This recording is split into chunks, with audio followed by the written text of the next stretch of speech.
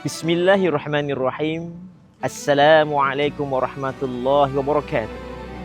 Alhamdulillahirabbil alamin wassalatu wassalamu ala asyrafil anbiya'i wal mursalin wa ala alihi wa ashabi ajma'in.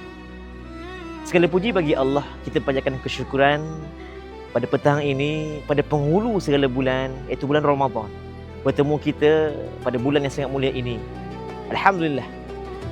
Bersama saya Muhammad Azmi Badrullah untuk memberikan perkongsian ilmu pada tuan-tuan yang dinamakan sebagai malam Lailatul Jaizah.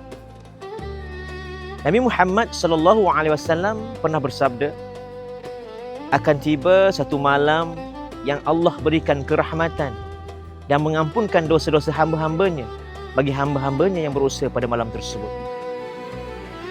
Tuan-tuan dirahmati Allah SWT, malam tersebut juga dinamakan oleh para ulama sebagai malam diberikan ganjaran.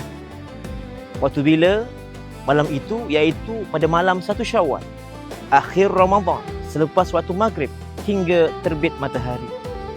Pada malam tersebut, Allah menganjurkan kita untuk meneruskan sepenuhnya jiwa dan raga kita untuk meminta ampun pada Allah Subhanahu Wa Taala dengan berbagai amalan yang telah kita lakukan pada bulan Ramadan, seperti berzikir, solat hajat, solat sunat taubat, bacaan Al-Quran dan tasbih.